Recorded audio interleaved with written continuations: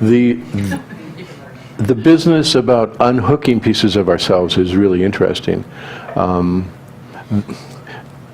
I guess I can start a little bit by saying, gee golly, there are two kinds of NLP.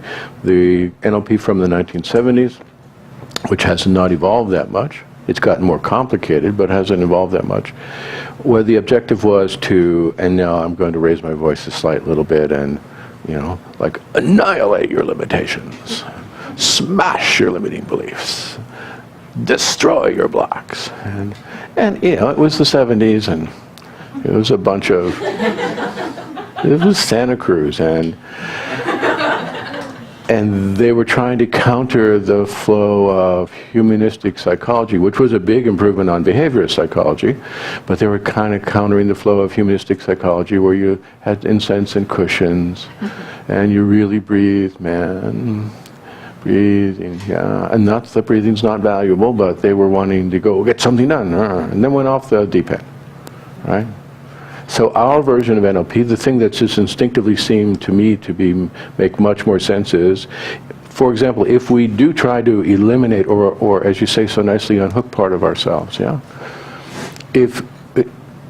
If we summon what we might call willpower and we use one aspect of us to defeat another aspect of us, who is it exactly who wins, right? The most successful person in the world is surrounded by aspects of themselves that are completely defeated. And they kind of diminish over time. They get a lot done in the way they're getting stuff done, but they kind of diminish over time.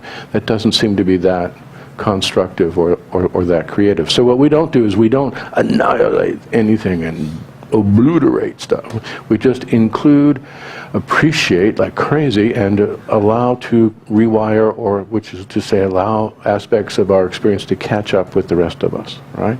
Every single thing anyone in the room is stuck about, they're being stuck about that using really beautiful, brilliant patterning from long ago and far away. It's perhaps being expressed right now, it's having an effect right now. I mean, the limitation or the pain is right now, but the origin of the gorgeous patterning to make sure that happens, that's from someplace else.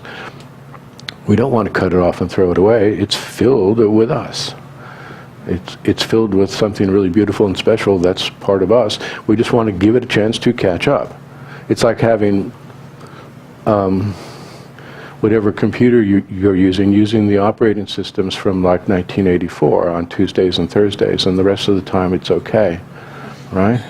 You wouldn't want to throw the whole computer away. Well, you would, the first time that happened, and the second time that happened. But mainly you'd be looking for what's the patch, what's the update, what will let the rest of this catch up with where I am now and where I want to be going. That's our main endeavor, all the time, all the time.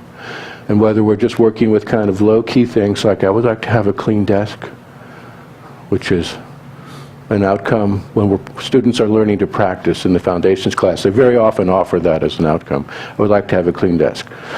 There's no shorter path from statement of outcome to sobbing hysterical tears than wanting a clean desk. So when you come to that part, do not say you want a clean desk, just say anything else. But we have really simple outcomes, we have really complex outcomes.